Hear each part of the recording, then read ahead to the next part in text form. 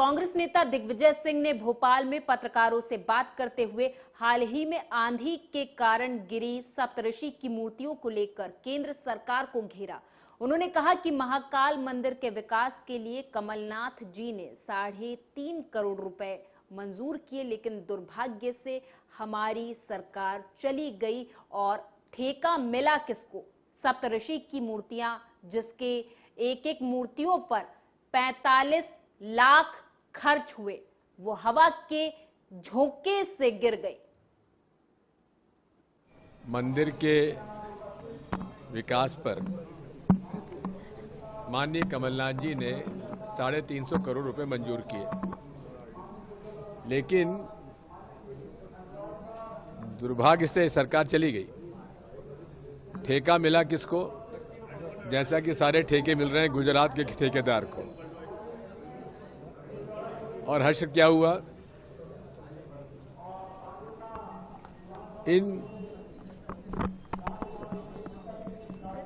इस प्रकरण में, इस प्रोजेक्ट में सप्तऋषि की मूर्तियां, जिसके लिए एक एक मूर्ति पर 45 लाख रुपए खर्च हुए, वो हवा के झोंके से गिर गई। लेकिन शासन प्रशासन उसे ये कह रहा है कि बहुत तेज हवा चल गई इसलिए गिर गई, और कोई दोषी नहीं है। हमारे माननीय विधायक महेश परमार जी, जो कि महापौर का चुनाव भी लड़े थे और 1000 से कम वोटों में उन्हें हेराफेरी करके हरा दिया गया, उन्होंने लोकायुक्त में शिकायत की थी, जिसकी जांच चल रही है। हवा के झोंके से जो सप्तऋषि की 7 में से 6 मूर्तियां गिरी हैं, इसकी पूरी जवाबदारी ठेकेदार के साथ साथ उन सारे अधिकारियों की है जिन्होंने ठेका मंजूर किया, और उस ठेकेदार को भी गिरफ्तार किया जाने की आवश्यकता है। कांग्रेस यही नहीं है, भारतीय जनता पार्टी धर्म के नाम पर व्यवसाय करती है। महाकाल के प्रांगण में कीमती जमीन उन्होंने भाजपा के शासन में अलॉट कर ली। हमारी सरकार थी, हमने उसको कैंसलेशन का ऑर्डर दिया। उत्तराखंड के मुख्यमंत्री पुष्कर सिंह धामी ने प्रेस कॉन्फ्रेंस के दौरान सीएम ने प्रधानमंत्री को राष्ट्रीय स्तर पर व्यावसायिक कॉरिडोर बनाने की योजना प्रारंभ करने के लिए धन्यवाद दिया। साथ ही उन्होंने बताया कि इस कॉरिडोर को बनाने के लिए हमने 1000 एकड़ जमीन हस्तांतरित कर दी है। जल्द ही 410 करोड़ रुपए की धनराशि भारत सरकार की तरफ से मिलेगी। कॉरिडोर के बनने से लगभग 7000 करोड़ से अधिक रोजगार स्थापित होगा और इतना निवेश होगा, 20,000 लोगों को रोजगार से जुड़ने का अवसर भी मिलेगा। आदरणीय प्रधानमंत्री नरेंद्र मोदी जी का धन्यवाद करना चाहता हूं कि उन्होंने जो राष्ट्रीय स्तर पर कॉरिडोर, व्यावसायिक जो कॉरिडोर बनाने की योजना प्रारंभ की है, उस योजना में अमृता कोलकाता कॉरिडोर के अंतर्गत हमारे यहाँ पर खुरपिया फॉर्म में 1000 एकड़ जमीन इस कॉरिडोर के लिए हमने उसको हस्तांतरित कर दी है कॉरिडोर बनाने के लिए।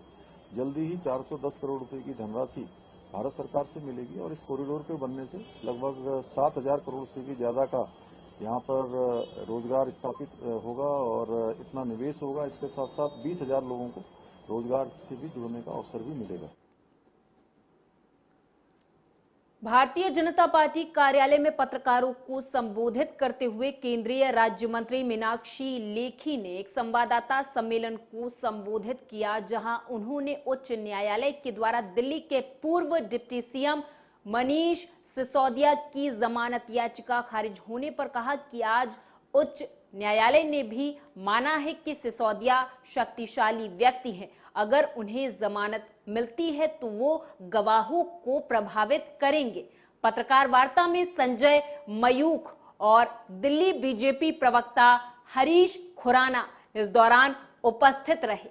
आज दिल्ली की एक कोर्ट ने, जज नागपाल जी की सीबीआई स्पेशल कोर्ट है, उसने मनीष सिसोदिया जी की जमानत जो है हाईकोर्ट ने आज सिसोदिया जी की जो जमानत है वो रिजेक्ट की गई है, और इससे पहले जो है वो ट्रायल कोर्ट ने भी रिजेक्ट की थी। और मुझे बार बार एक कहावत याद आ रही है, वह कि अगर बाढ़ ही खेत को खाने लगे तो खेत क्या करेगा। यानी जिन लोगों का कर्तव्य है इन संस्थाओं को बचाए रखना, जिनका कर्तव्य है भ्रष्टाचार के खिलाफ काम करना, अगर वही भ्रष्ट हो जाए और अपनी जिम्मेवारी से हटकर प्रदेश को नियम कानून का उल्लंघन करते हुए इस तरीके का काम करने लगे, तो कौन उस जगह को, उस क्षेत्र को बचाएगा जो कि दिल्ली के साथ लगातार हुआ। दिल्ली के साथ लगातार हुआ कि दिल्ली में एक स्कैम किया गया, एक घोटाला किया गया जो कि शराब घोटाले के रूप में प्रचलित है और सबको मालूम है, जानकारी है, जहां पर कैटलाइजेशन की गई और जो होलसेलर्स थे उनका प्रॉफिट मार्जिन बढ़ाया गया, और साथ में जो अन्य प्रॉफिट मार्जिन थे दिल्ली को टैक्स की क्षति पहुंचाई गई और भ्रष्टाचार का एक नमूना बन के रह गया। मुरादाबाद में बीजेपी सांसद बृजभूषण सिंह की गिरफ्तारी न होने के विरोध में पहलवानों के द्वारा मेडल गंगा में डालने पर सपा सांसद का रिएक्शन सामने आया। सपा सांसद ने कहा कि वो बेहद परेशान होकर ये काम कर रहे हैं, पहलवानों के साथ इंसाफ नहीं हो रहा, मेडल देश के नाम पर मिले हैं, मेडल ने क्या बिगाड़ा है, मेडल देश का गौरव है, उन्हें इस तरह नदी में डालकर नष्ट ना किया जाए। तो शिष्टाचार भेंट थी और ख़ास तौर से मैंने बात करी है जो डबल फाटक का पुल है करूले वाला, तकरीबन 3 महीने से रिपेयर चल रहा है। उसके ऊपर 2 पहिया वाहन और पैदल लोगों को अलाउड कर दिया गया, लेकिन 4 पहिया वाहन उस पर नहीं गुजर रहे। मेरी ये डिमांड है कि कम से कम उस पर कारें और एम्बुलेंस उस पर गुजारने की परमिशन मिले, और भारी वाहन शायद उस पर अब आगे चल भी नहीं पाएंगे। ट्रक और बस का तो कुछ सवाल ही पैदा नहीं होता, बैरियर लगा देना चाहिए। तो वहाँ पे डीएम साहब ने मुझसे इस बात को कहा है कि वो कल अधिकारियों से बुला के बात करेंगे, और वो भी ये चाहते हैं कि जल्द से जल्द 4 पहिया वाहनों के लिए खुल जाए और लोगों को आसानी हो जाए। वो बात करके मुझे बताएंगे। और कहा है कि उन्होंने, क्योंकि रुड़की इसको देख रही है, IIT रुड़की, ज़रूरत पड़ी तो रुड़की के लोगों को भी बुला के वो बात करेंगे कि जितनी जल्दी हो सके इसको स्टार्ट किया जाए, शुरू करा जाए। लेकिन पता ही चलाएगा कि उस पर कोई टेस्ट बाकी है, अब वो टेस्ट होते होते 2 महीने लगेंगे। तो मैंने डीएम साहब से रिक्वेस्ट करी है कि इतना लंबा अरसा क्यों लिया जा रहा है टेस्ट के लिए। वो 15-20 दिन में भी हो सकता है। लोग परेशान हैं, आधी आबादी उस पुल से गुजरती है मुरादाबाद की। डीएम साहब ने इसका संज्ञान लिया है और मुझे उम्मीद है कि हमारे और डीएम साहब के प्रयासों से ये जल्द से जल्द खुल जाएगा। हिंदी पत्रकारिता दिवस के अवसर पर मिर्जापुर प्रेस क्लब ट्रस्ट के अध्यक्ष वरिष्ठ पत्रकार आकाश दुबे की अध्यक्षता में कार्यक्रम आयोजित किया गया। इस कार्यक्रम का शुभारंभ केंद्र सरकार की मंत्री अनुप्रिया पटेल ने बतौर मुख्य अतिथि मां सरस्वती के चित्र पर माल्यार्पण कर दीप प्रज्वलित कर किया। इस दौरान विशिष्ट अतिथि प्रोफेसर ओपी सिंह भी मौजूद रहे।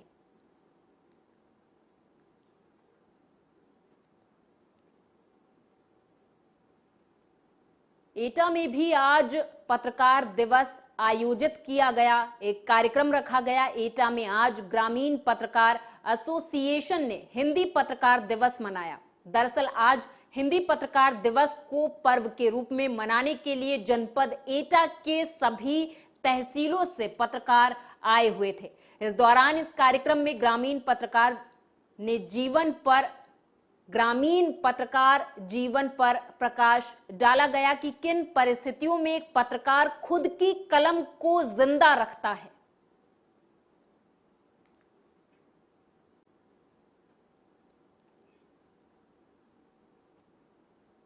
राजनीतिक पटल पर बड़ा नाम रहा रायबरेली जिला। फिल्म निर्माण के क्षेत्र में भी तेजी से आगे बढ़ रहा। सिल्वर स्क्रीन पर फिल्म रायबरेली की सफलता के बाद 70 फिल्म प्यारा कुल्हड़ पूरे देश में रिलीज हो गई। इस दौरान फिल्म में विलन की भूमिका निभाने वाले एक्टर गौरव कुमार ने इस उपलब्धि के लिए सीएम योगी को धन्यवाद दिया और कहा कि योगी सरकार की फिल्म नीति का ही परिणाम है कि उत्तर प्रदेश इस क्षेत्र में तेजी से आगे बढ़ रहा है। मैं एक्चुअली एयरफोर्स कैंप्स में रही हूँ, तो वहाँ पे क्या होता है, कश्मीर से लेके केरला तक हर जगह के लोग रहते हैं, हर जगह का कल्चर मैंने देखा है हमेशा से। तो यूपी का कल्चर भी मैंने देखा है, बहुत सारे एयरफोर्स में काफ़ी लोग यूपी से भी रहे हैं, तो उनका कल्चर हमने देखा है। तो जब मैं यहाँ पे आई, मुझे काफ़ी यहाँ के लोग, मुझे सबसे सुंदर लगा यहाँ के लोगों की जो भाषा है, जो हिंदी है, इतनी स्वीट और इतनी प्यारी हिंदी बोलते हैं यहाँ पे लोग, तो वो मुझे बहुत प्यारा लगता है। ये रायबरेली शहर से मुझे बहुत प्यार है और मैं खुद रायबरेली का हूँ और मेरा सोच ये है कि जब शहर का नाम होगा तो हमारा नाम होगा, इसलिए रायबरेली को हम हमेशा वो करते हैं और रायबरेली का नाम मुझे देश विदेश तक पहुँचाना और मेरा सपना पूरा हुआ, क्योंकि जब मैं मुंबई गया तो वहाँ बरेली लोग सब जानते थे, रायबरेली कोई जान नहीं रहा, सब बरेली बरेली कह रहे हैं, क्योंकि बरेली के नाम से गाना भी बन चुका, झुमका गिरा बरेली। हमने कहा मुझे कुछ ऐसा करना है जो अपने शहर को प्रमोट करना और हर जगह लोग रायबरेली को जान जाए। जैसे मिर्ज़ापुर वेब सीरीज आई तो फिल्म ऐसा माध्यम है कि उससे शहर के नाम हर कोई जान जाता। मिर्ज़ापुर को कोई नहीं जानता था, जब से वेब सीरीज आई तब से सब जानने लगे, इसलिए रायबरेली जब से रिलीज हुआ अब रायबरेली सब जानते हैं। इसमें हमने लाइन भी रखी है, मुफ्त की राय नहीं, अबे बरेली नहीं, रायबरेली है, तो लोगों को बहुत पसंद आ रही है। तो अभी हम इसका सेकेंड पार्ट भी बनाने की कोशिश में, कि फर्स्ट पार्ट का बहुत प्यार मिला दर्शकों। गोरखपुर में चल रही खेलो इंडिया रोइंग प्रतियोगिता में सितारों के चमक बिखेरने का सिलसिला लगातार जारी है। गोरखपुर की रामगढ़ झील में बीते 3 दिनों से चल रही इस प्रतियोगिता में एक से एक खिलाड़ी उभर कर सामने आ रहे। रोइंग प्रतियोगिता के 2000 मीटर की स्पर्धा में अलग अलग विश्वविद्यालय के युवा खिलाड़ियों ने जीत का परचम लहराकर लोगों का ध्यान आकर्षित किया। फर्स्ट, सेकेंड और थर्ड स्थान प्राप्त करने पर उन्हें गोल्ड, सिल्वर और ब्रॉन्ज मेडल देकर सम्मानित किया गया। इस दौरान दर्शकों की जोरदार तालियों की गड़गड़ाहट के बीच पदक पाकर उनके चेहरे खिल उठे।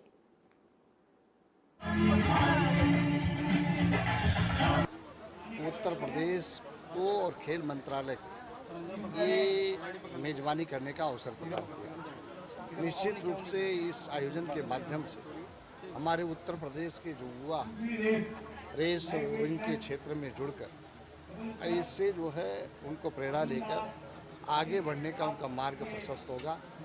निश्चित रूप से रेस रोइंग के इस प्रतियोगिता में हम लोगों ने इस बात का निर्णय किया है कि रामगढ़ का जो तालाब है इसको हम लोग हब के रूप में विकसित करेंगे, इसको सेंटर स्थापित करके जो है यहाँ जो है नेशनल और इंटरनेशनल प्रतियोगिताओं का आयोजन हो, इस दिशा में हमारे रेस रोइंग के जो ये एक बहुत बड़ी संभावनाएं हैं इसको वाटर स्पोर्ट्स सेंटर के रूप में विकसित किए जाने के संबंध में, और इन संभावनाओं को आगे बढ़ाने के उद्देश्य से ही यहाँ पर ये यूनिवर्सिटी खेलों में रोइंग की प्रतियोगिता यहाँ पर आयोजित की गई थी।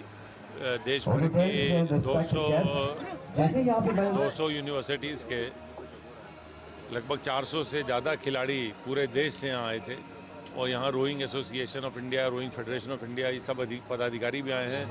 बहुत लोगों को तो इस पूरे इतने बड़े वाटर बॉडी की, इतने बड़े ताल की जानकारी ही नहीं थी। इस बहाने पूरे देश में ये जानकारी गई है कि यहाँ पर एक बहुत बड़ी एक वाटर बॉडी है, जहाँ पर इसे एक वाटर स्पोर्ट्स सेंटर के रूप में विकसित किए जाने। मैं काफ़ी कंपटीशन खेल चुका हूँ और गोरखपुर में अभी पहली बार आया हूँ रोइंग करने के लिए। तो और जगह के मुकाबले देखा जाए तो गोरखपुर का जो कोर्स है वो काफ़ी अच्छा है। मुझे लगता है कि इससे अच्छा कोर्स या तो पुणे है, पुणे के बाद ये सेकंड बेस्ट कोर्स है।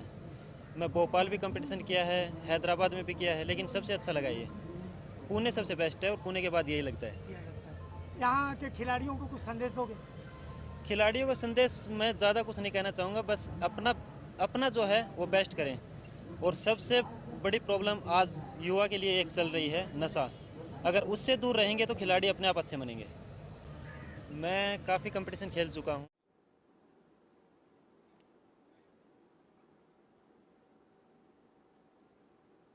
बुलंदशहर में सवारी से भरे ऑटो को बचाने के दौरान हाईवे पर ट्रक दुर्घटनाग्रस्त हो गया, तो वहीं चालक और क्लीनर हादसे का शिकार होने से बाल-बाल बच गए और किसी तरह ट्रक का शीशा तोड़कर बाहर निकले। बता दें कि ये ट्रक सहारनपुर से इंदौर माल लेकर जा रहा था। टेम्पो चल रहा, पलटी तरफ गाड़ी चल रही है, बचाने के चक्कर में गाड़ी पलटी है। तो ट्रक कहाँ जा रहा से आ रहा था और कहाँ जा रहा था? सहारनपुर से आ रहा था, ये इंदौर जा रहा था। किसी के कोई चोट लगी है? रोड किसी तरह लगी है, बस गाड़ी पलट गई है। टेम्पो बचाने के चक्कर में गाड़ी पलटी है।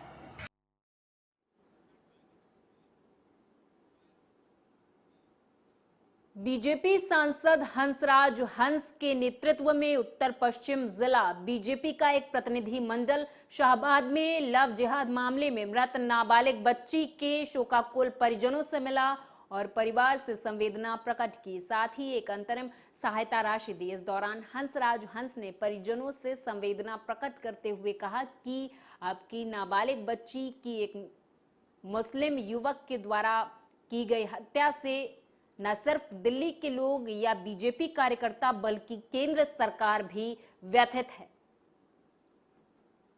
अभी मीटिंग हुई है, कल वो भी लगे हुए हैं, आगे से ध्यान रखेंगे। सर, परिवार को सांत्वना दी, परिवार का क्या कहना है आपसे? परिवार का बेचारे क्या कहेंगे, उसका तो जहान ही लुट गया। बेटियां घर की रौनक होती है, लक्ष्मी भी कहते हैं। जिसका बच्चा चले गया उसको आप पैसे दे दो, उसको हौसला दे दो, यही कर सकते हैं, कुछ नहीं कर सकते।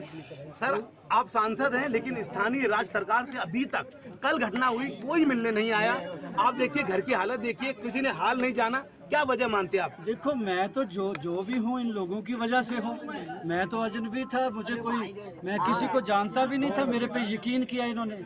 बाकी कोई और नहीं आया, वो जवाबदेह है, मैं नहीं हूँ, मेरा तो फर्ज है। सर, घटना के पीछे की वजह नहीं कर रहा अब तक बेटी की तरफ जहाँ भी कोई होता है, आप भी माना करो हमारी बेटी बहन से हुआ है। अब तक जो पुलिस से आपकी बात हुई है, घटना के पीछे की वजह क्या सामने आई है? कलावा क्यों था उसके हाथ में सहेल के? थोड़ी देर में वो प्रेस कॉन्फ्रेंस करेंगे, उन्होंने बोला थोड़ी देर डिस्क्लोज ना करना, आपको पता है सारी बात का। बच्चे कल मुझे बात हुई, वो 10 दिन से उसी नीतू के घर पे रहती थी। उसका आदमी बंद है जेल में, नीतू का। उसने बोली कि उसके 2 बच्चे छोटे छोटे सर हैं, तो उसने बोली मैं भाभी के साथ रह रही हूँ। मैंने कल भी फोन किया, बेटा आजा घर पे। बोली मम्मी उसकी लड़की का बर्थडे है, बर्थडे मना लेंगे, भैया छुट के आ जाएंगे तो मैं घर पे आ जाऊंगी। कल बर्थडे था मेरे, 1:30 बजे उसने बात करी। कितने बजे निकली थी साक्षी घर से? घर पे सर नहीं थी, 10 दिन से उसी नीतू के घर पे रहती थी। नहीं, साक्षी को बताया जा रहा है 1 महीने से घर पे नहीं थी। उसी नीतू के घर पे 10 दिन से पढ़ती थी, साक्षी पढ़ती थी। 10वीं क्लास से पेपर दिए सर, पास हो गई। साहिल क्या और इसका क्या था? हमें नहीं पता सर कुछ। क्या साहिल घर आता जाता था? कोई नहीं, हमें नहीं पता। साक्षी ने कभी आपको बताया कि उसका कोई लड़का है जो परेशानी नहीं, करता है? नहीं, हमने कुछ भी सब कुछ पूछने को, लेकिन उसने कुछ नहीं मुझे बताई। क्या साक्षी गुमसुम रहती थी या कभी कोई चर्चा की किसी लड़के के बारे में? नहीं बताई सर। ये जो घटना सामने आई है, आपने भी आपको जब जानकारी मिली, अब आप आगे क्या चाहते हैं? पुलिस किस तरह से कार्रवाई? हमें सर इंसाफ चाहिए, जो है उसको पूरी जिंदगी की सजा या तो फांसी की सजा हो। कल मुझे बात हुई, वो 10 दिन से उसी।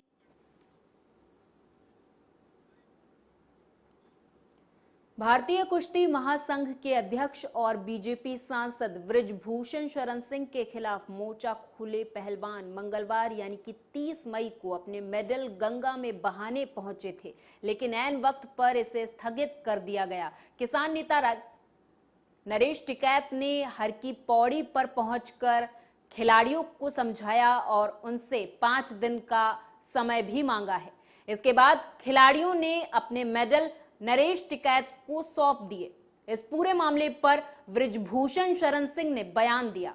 उन्होंने कहा कि अगर खिलाड़ी अपने मेडल गंगा में बहाना चाहते हैं तो मैं क्या कर सकता हूं।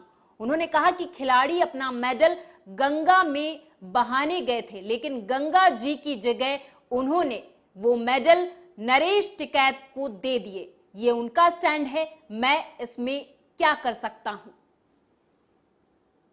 तो देखिए होता है क्या, जांच तो करने दीजिए, जांच तो होने दीजिए ना। अब तो हमारे हाथ में खेल है नहीं, अब तो दिल्ली पुलिस के हाथ में है। जांच होने दीजिए, इसका उत्तर वही बता। इसके लिए हम क्या कर सकते हैं? इसके लिए तो ये नहीं है, इसके लिए हम क्या कर सकते हैं? देखिए उन्हीं के निवेदन पर FIR हुआ है, जांच चल रही है। अब उसमें हम उनकी क्या मदद कर सकते हैं।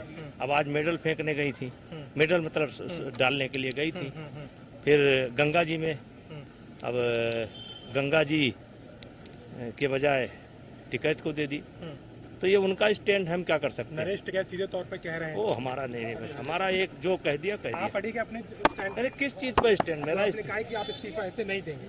आप क्या? जब तक पूरी अरे हमारा तो कार्यकाल पूरा हो गया ना, हमारा तो कार्यकाल पूरा हो गया। तो गिरफ्तारी पर बात आ गई ना कि आपकी गिरफ्तारी होगी। तो गिरफ्तारी अगर गलत पाया जाऊंगा, गिरफ्तारी हो जाएगी, क्या दिक्कत है। देखिए होता है क्या, जांच तो करने।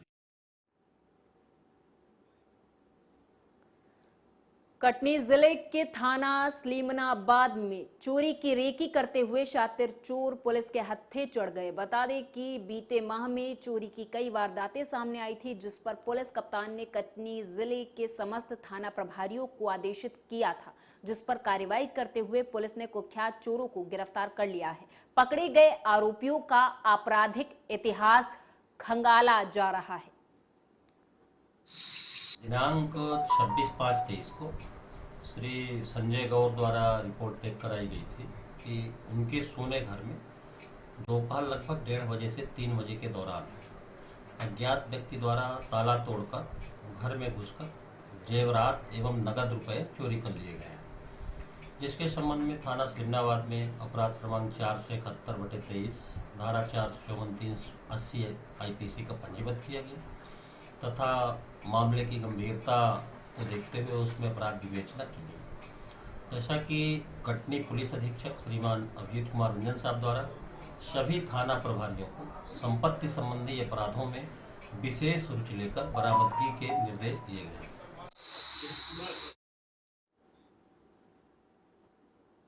दतिया में पुलिस अधीक्षक प्रदीप शर्मा के निर्देशानुसार एडिशनल SP कमल मौर्य और जिले के विभिन्न थाना प्रभारियों के द्वारा चलाए जा रहे आकस्मिक चेकिंग अभियान में पुलिस को बड़ी सफलता हाथ लगी है। अवैध हथियार बनाने की फैक्ट्री का पर्दाफाश करते हुए पुलिस ने जिले सेवड़ा इलाके से 7 अवैध हथियार बरामद किए हैं। इन्हें बनाने का सामान और 25 जिंदा राउंड बरामद किए हैं। दरअसल सेवड़ा दतिया रोड पर चेकिंग के दौरान मनीष जाटव नाम के युवक को पुलिस ने गिरफ्तार किया। उसके कब्जे से एक देसी तमंचा भी पुलिस को बरामद हुआ है। जैसा कि आप लोगों को पता होगा कि पूरे जिले में समय बदल के एडिशनल SP साहब और सभी SDOPs के नेतृत्व में लगातार चेकिंग लगाई जा रही है रैंडमली। इसी चेकिंग में सेवड़ा थाना प्रभारी और उनकी पूरी टीम को एक बड़ी सफलता हासिल हुई है। इसमें 29 तारीख को मनीष जाटव, ये बेरछा तिराहा सेवड़ा का रहने वाला है, इसको पकड़ा गया। इसके पास से एक कट्टा और एक जिंदा राउंड बरामद किया गया। फिर जब इसकी तलाशी ली गई, उसके मोबाइल को देखा गया तो उसमें एक वीडियो थाना प्रभारी की सूझबूझ से उन्हें प्राप्त हुआ, जिसमें इन लोगों ने कट्टा बनाने की एक फैक्ट्री है उसका वीडियो बनाया था। जब इससे पूछताछ की गई तो इसने बताया कि इसने ये कट्टा मोहल्ला वार्ड नंबर 11 में कुओं के पास रहने वाले मान सिंह जाटव और उसके लड़के सुनील जाटव। बॉलीवुड एक्ट्रेस सारा अली खान आज सुबह बाबा महाकाल के दर्शन करने के लिए उज्जैन पहुंची। एक्ट्रेस ने भस्म आरती का दीदार किया और इसके बाद करीब आधा घंटा नंदी हॉल में बैठकर शिव का जाप करती हुई नजर आई। बता दें कि ये तीसरी बार है जब एक्ट्रेस भोलेनाथ के दर्शन करने के लिए उज्जैन पहुंची हैं। सारा अली खान यहां पर परंपरा के मुताबिक साड़ी पहनकर पहुंची थी। यहां उन्होंने भस्म आरती के बाद गर्भगृह में बाबा महाकाल का पूजन अभिषेक किया और नंदी हॉल में बैठकर ध्यान लगाया। वो सुबह 7 बजे होने वाली भोग आरती में सम्मिलित भी हुई और इसके बाद उन्हें कोटि तीर्थ के पास ध्यान लगाते हुए भी देखा गया।